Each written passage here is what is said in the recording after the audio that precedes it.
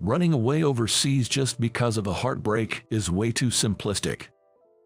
I used to chuckle at such plots every time I saw them on TV shows. I never even imagined that fate would have something like that in store for me. I'm Alan Thompson, a businessman turning 43 this year. I work at a major sports manufacturing company, specifically in the product development department. I'm considered rather capable within the company. I was genuinely convinced that if everything stayed on track, I'd join the race for promotions at our headquarters. The one who jumbled up my destiny was a certain woman. Her name is Emily Johnson. She was in her second year of employment, still a newbie.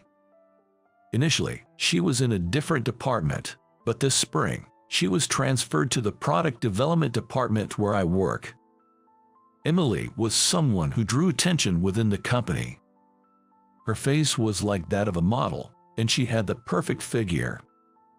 She was such a beauty that our public relations department asked her to model for them.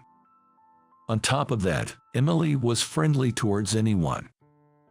A lot of male employees misunderstood her kindness. Who could have imagined that she would ever approach me? At that time, I was 40, and Emily was 25. We had an age gap of 15 years. On the way back from a drink with everyone at the office, Emily said she'd walk home with me because we were heading in the same direction. If we were headed the same way, I didn't mind starting to walk with her. Then, smoothly, Emily linked her arm with mine. I figured she was probably drunk. Despite being so young, she was quite physical. I walked without paying much attention, like I was soothing a child or a younger sibling. And then, Emily suddenly stopped. "What's wrong?" Emily had stopped while still holding onto my arm. Even when I tried to get her to respond, she just looked down and didn't reply. I thought she might be feeling sick. Worried, I leaned in to get a closer look at Emily's face. Then, something unexpected happened. Emily, standing on her tiptoes, her lips skimmed my cheek. I automatically covered the spot where she had touched me with my hand. Emily looked up at me, eyes wide as I panicked. A mischievous grin played around her lips. "Aren't you a little oblivious, Ellen? Letting a girl go this far, you're not doing a very good job as a grown man." She purrs at me, leaving me too stunned to respond.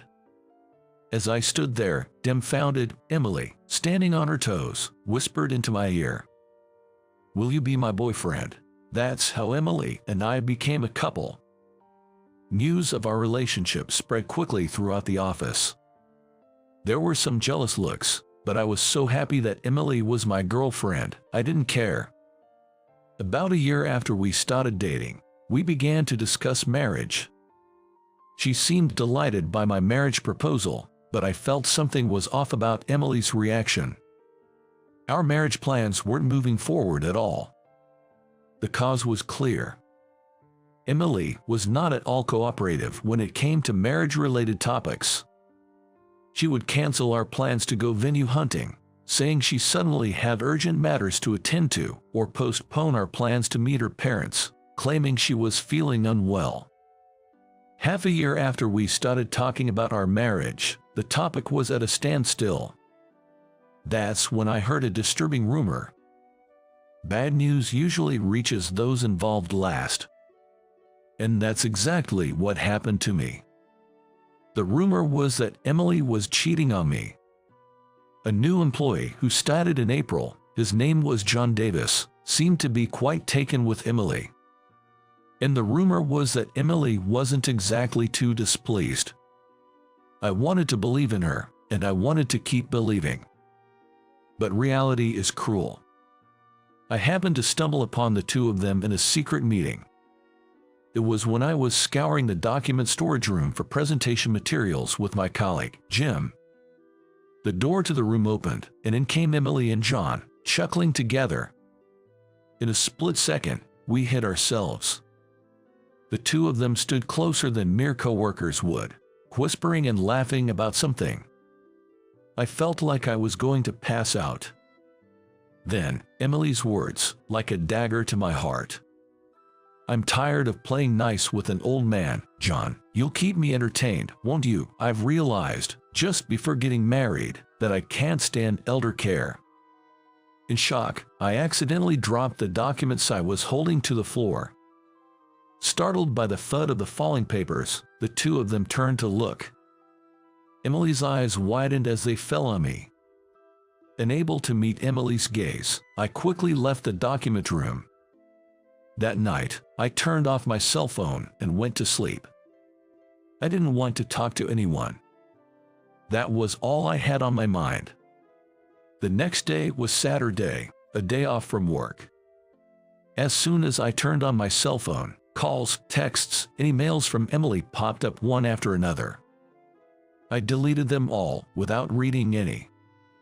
It might seem cowardly, but I spent that weekend erasing all traces of Emily from my surroundings. Feeling refreshed, I went to work on Monday, devoting myself more than ever to my job. I consciously kept Emily out of my sight. Being busy meant I didn't have to think about Emily. And so, a month went by in a blink of an eye, without making time to talk to Emily. My boss seemed to know about the breakup between Emily and I, and was very considerate. It was then that the opportunity for an overseas assignment came up. It was open to anyone interested, so I immediately told my boss, I want to go. Having Emily and John on the same floor was a stress for me. The overseas assignment was to New Zealand. I thought it might be nice to be free of various entanglements and face my work. In the New Zealand branch, including me, there were 8 Americans. Accommodation was provided, and though it was my first time being assigned overseas, I didn't feel inconvenienced at all. Rock climbing and free climbing were popular there. My job was to gather the information needed for the product development of these gears on site.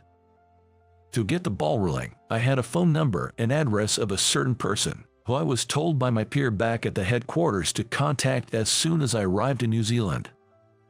I had finished unpacking for my moving in and was set to start at the office the next day. Without delay, I decided to reach out to this person. Hello, this is Amy. She was American, apparently working as a guide for free climbing. She sounded younger and had a more adorable voice than I had imagined, which took me by surprise. I was introduced by Stevenson and wanted to get in touch. My name is Alan Thompson. I hope I've got the right number for Ms. Smith. Upon hearing my words, and excited, "Oh, I've been expecting your call," came through the phone. When I mentioned that I would like to arrange a meeting soon, she promptly shared a few dates when she was available. I felt a little relieved that she seemed easy to work with. I had been worried about how I would manage if she turned out to be a difficult person to deal with. We agreed to meet at the branch office 2 days later at 3 p.m. Just as I was about to end the call with a "looking forward to meeting you then," she exclaimed, "Oh." For a moment, I was startled, wondering if I had said something to upset her. But it turned out to be a needless worry. I almost forgot to say welcome to New Zealand. I hope you enjoy your stay. With that, Amy hung up. I was taken aback and found myself holding my phone to my ear for a while, stunned. Enjoy my stay, as I muttered to myself. A warm feeling spread in my chest. Amy Smith turned out to be younger and more petite than I had imagined. I had heard that she was 27, but wouldn't doubt it if she claimed to be a teenager. She had a clean-cut face with 3 beauty marks under her cool-looking eyes. Above all, her sun-tanned, lively smile gave me a sense of her strength as a living being on this planet. She was unlike any woman I had met before. "My name is Amy Smith. Nice to meet you." When I shook her outstretched right hand, I noticed that her fingertips were deformed. It was a climber's hand, I realized. The feel of her hand made me understand her commitment to climbing. I explained my job duties in New Zealand and sought advice from her. To which she replied with a smile, "Why don't you give it a try? Wait, Rock climbing. Can I handle it at my age? I've never done mountain climbing or bouldering before. What's more, I'm turning 43 this year. Embarrassingly enough, I'm pretty uncoordinated. Various anxieties crossed my mind. I suppose my anxieties must have been showing on my face.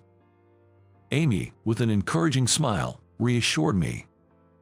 Age is irrelevant when it comes to taking on a challenge. Her casual remark left me responding with a dumbfounded huh. The very next day, I found myself looking up at a massive rock. I didn't feel like I could climb it at all. I had been briefed that it was a beginner's course, but it didn't seem like one to me. Behind me, Amy was officially getting everything ready. As I remembered my job and approached her, she looked up at me, flashing a grin. Today, forget about work and enjoy using all your senses. The tough job stuff will come later. I'd thought this since we first met, but something about Amy's smile chased away my worries. I turned back to look up at the rock.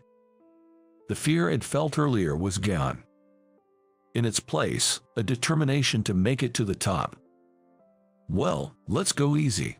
Amy patted my tense shoulder lightly. In that instant, I felt a wave of relaxation. Everything was going just as she planned, which made me break into a smile. My first rock climbing experience was amazing, to put it mildly. My entire body ached from muscle strain, and my sunburned skin still stung. But all of that was a comfortable kind of tired. I think I'll never forget the view I saw when I reached the top. Amy doesn't only cater to tourists from America but to people from all over the world.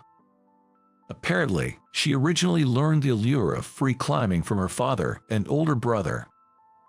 But when Amy was in middle school, her parents divorced. She ended up living with her mother. Within a year of the divorce, her mother remarried. The man she remarried was a doctor. Her mother pressured Amy into pursuing a career in medicine. Faced with high school entrance exams, Amy was torn. And then she ran away from her mother's house, determined to live her own life. She was laughing as she told me that she had run away on the day of her middle school graduation ceremony. When I went to my father's and brother's place, they had a new family and a new sister. I felt like I couldn't intrude. Over dinner, which she treated me to as a thank you for the daytime work, a slightly drunk Amy shared her life story with me. It seems she's had quite a roller coaster ride of a life. After telling me this much, Amy closed her mouth. She'll probably tell me more when the time comes. I thought as much and didn't pry any further. That night, I realized something. When the two of us are dining together, various people come up to Amy. Americans in New Zealand on working holidays, students studying abroad, local children. Plus, people who, at a glance, look like they're seasoned climbers.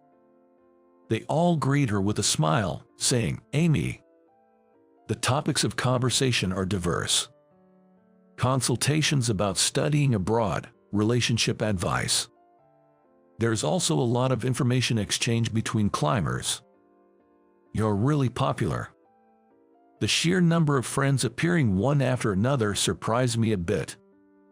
Well, it's kinda like my survival skills for living alone. It's important to value encounters and information. Raising her tumbler, Amy laughed.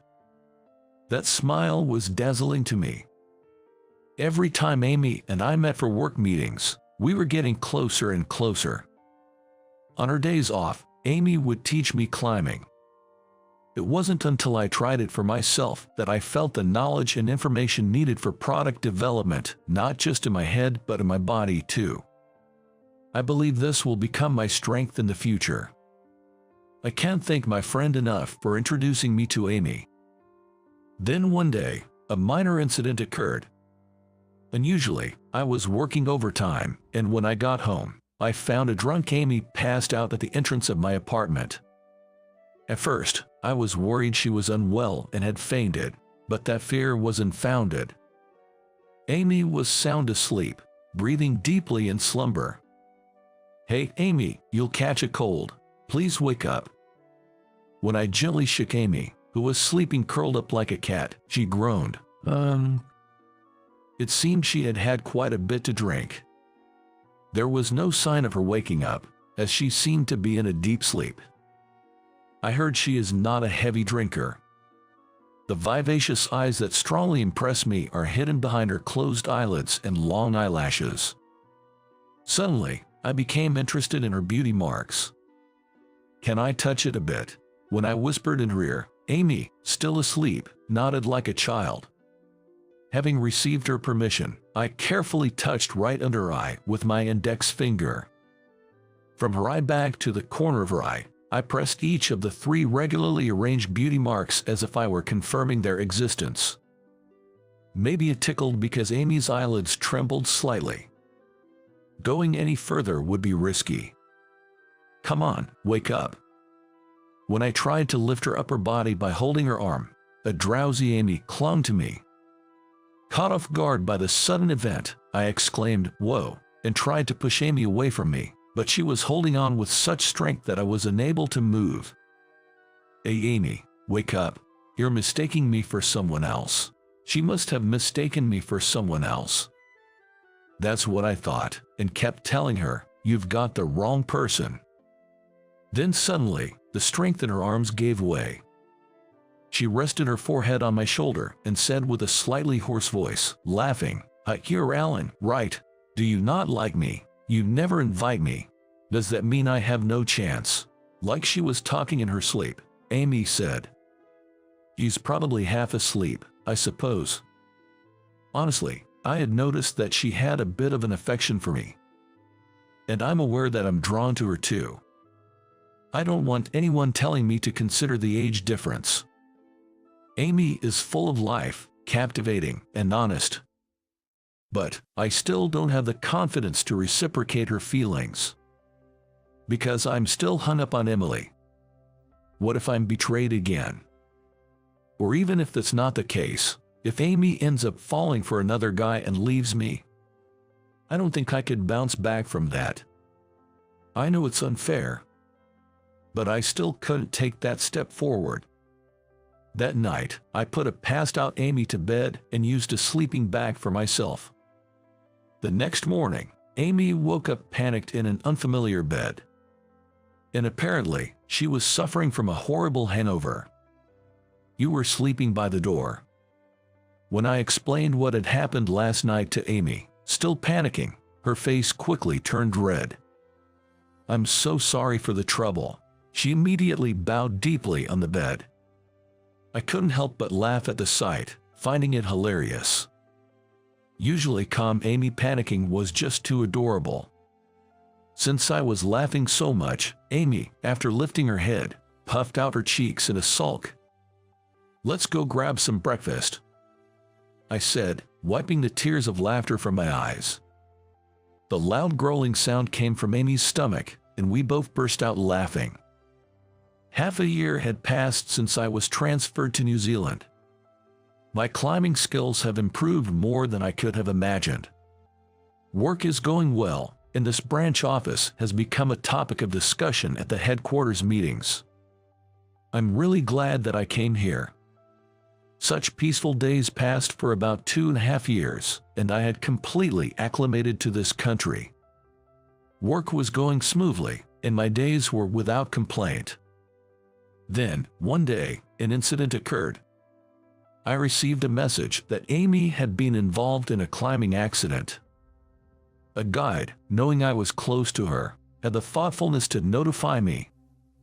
I checked the hospital she was taken to and gripped my car keys with trembling hands.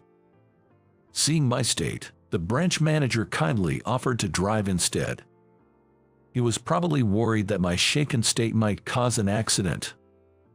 When we arrived at the hospital, a few familiar guides were standing in front of the emergency treatment room. They all had somber expressions, staring at the treatment room door. My heart was pounding so hard it felt like it was about to leap out of my mouth. One of the guides noticed me and beckoned me over. As I ran to him, he informed me that Amy is safe. Immediately, I felt all my strength drain away and I slumped onto a nearby bench. Apparently, Amy had sustained minor injuries, but her climbing partner was critically injured. A woman and child, who seemed to be the partner's family, came running down the hall in a frantic state. Just then, the treatment room door opened, and Amy emerged, with bandages wrapped around her left hand and head. She had a cut above her eye, which was a little swollen. Surrounded by her fellow guides, she kept repeating, "I'm okay." She then anxiously looked back at the treatment room door. It seemed her partner was still unconscious. Amy bowed deeply to the partner's family that had rushed over. Then, she hugged the worried children tightly. From a distance, I watched Amy explain the situation of the accident to the partner's wife in a calm manner. The partner's wife seemed strong, and it appeared as if she was consoling Amy instead. After finishing her explanations, Amy noticed my presence. I believe over 30 minutes had passed. Seeing my face, Amy's calm expression crumbled. It looked as though a string of tension had snapped. "Are you hurting? Are you okay?" When I asked her, Amy sank down next to me, drained of energy. "I wish it had been me who fell." In a strained whisper, Amy murmured. She said if she, who had neither family or anything to lose, had fallen, there wouldn't have been a problem. With tears streaming down her face, Amy told me it would be hard for her seriously injured partner to recover. I still don't understand how brutal that is. Amy was heavily burdened with the responsibility of having climbed together. I hesitated, unsure of what to say, seeing her so distraught for the first time. "I worry if you get hurt, Amy, so right now, I'm truly relieved you're safe. Just remember there's someone who feels this way about you." I didn't know if my words reached Amy. She cried incessantly, and I just waited next to her until she stopped. There was one thing I learned from this incident: that Amy was irreplaceable to me. I was still figuring out how to accept that fact. 3 days after Amy's fall, shockwaves hit our New Zealand branch. I was ordered to return to headquarters. It was true, 2 years had passed since I came here. I had made decent achievements at work. But honestly, I was confused by the sudden order. There were still ongoing projects, but the order from the headquarters was absolute. It's not possible to refuse a return to headquarters. Before returning to America, I had a decision to make. It was about Amy. Ever since I arrived here, her presence in my life had grown larger and larger. The only thing stopping me from taking the next step was me. There's a thought Amy has, accepting our somewhat distant relationship. Since her job is dangerous, she doesn't want to make anyone extra special in her life. I once overheard her discussing this with another guide. But perhaps it's time for both of us to settle down. Today is a day off. I had promised Amy to go rock climbing together. After that, I planned to ask her, "Would you come to America with me?" I was convinced that Amy would nod in agreement. In the end, on this day, I was too concerned about that matter and couldn't concentrate on climbing. "You'll get hurt if you climb like that. You should stay down watching today, Alan." Seeing my distraction, Amy declared so. I thought, indeed, Amy was right. I decided to watch from the base of the big rock as Amy began her ascent. It was a solo climb, so Amy switched to free climbing. She only used safety gear and conquered the rock with her skill, physical strength, and intuition. Watching Amy's climbing, it seemed surprisingly light. She seems to climb effortlessly, smoothly. She's not a power climber who ascends with brute arm strength. She uses the flexibility and timing of her whole body, concentrating her strength on one point to climb.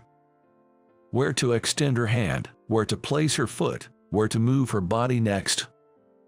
Her hands don't seem to hesitate, as if everything has been inputted. Most of all, I think Amy looks truly happy when she faces the rock, wearing a great smile.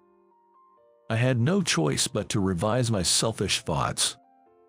Wanting her to come back to America with me was just my ego. I can't take away her purpose in life. Climbing is Amy's life itself. I was reminded of that fact once more. When Amy reached the top, she waved her hand, saying, "That was awesome." While waving back, I muttered, "This is goodbye." A week later, I returned to America without telling Amy anything. I thought it was better that way. Our lives had intersected only briefly, and now our paths were diverging greatly again. I convinced myself that that is all it is. When I returned to the headquarters, I was surprised at how much had changed. I was shocked to find that Emily, whom I thought for sure had married John and retired, was still in the same department at the headquarters. And her last name hadn't changed. Apparently, she had been dumped by John quite early on. It must have been a fling from the start. After that, Emily gave birth to John's child on her own. A colleague told me that she became a single mother and was raising the child. The reason John is nowhere to be seen seems to be because Emily pleaded with her boss. She was furious with John, who refused to acknowledge the child. She revealed everything to the directors. That John had toyed with her and dumped her just before they were supposed to get married. No man can refuse Emily's pleas as she sobbed her accusations. As a result, John was demoted. It seems that a lot had happened while I was out of the loop. Upon my return to our headquarters, I was promoted to assistant department manager. I had earned a promotion. Far from being jealous, my colleagues were genuinely happy for me, as if it were their own success. I resolved to live up to the expectations of my supportive colleagues no matter what. Our department's unity felt stronger than ever at my boisterous welcome party. Next to me at the feast, slid into a chair, was Emily. I was greeted by a nostalgic scent of perfume. Her beauty remained stunning as always. It was strange to think that she's now a mother of one. "Long time no see, have you forgiven me yet?" she asked me, holding her beer and looking up at me with half-closed eyes. She seemed a bit drunk, snuggling onto me, making me feel uncomfortable. "I let that go a long time ago, you should too." And I meant it. Emily no longer held any place in my heart. To forgive or not to forgive, it didn't matter anymore. She had become that kind of presence to me. But it seemed Emily interpreted my reply to her liking. As she grinned a bit and said, "So," she scooted closer to me. "Why don't we start over? You haven't forgotten about me, have you?" At these unexpected words, I felt more repulsed than pleased. Emily looked up at me, clearly not expecting to be rejected. "I've found someone else over at New Zealand, sorry," I said, pushing Emily away. Then, Emily scoffed at me. "You didn't bring her back with you, did you? Isn't that just a fleeting romance?" Emily was still confident that I loved her. The sight of Emily clinging to that thought started to seem pitiful to me. That's the result of me respecting her way of life. That's how I show my love. You might not understand. Emily widened her eyes in surprise at my words, and then bit her lip in frustration. She must have wanted to retort but couldn't, and was frustrated about it. Having realized that I would not sway, Emily blurted out, "Are you nuts?" and stormed out of the party.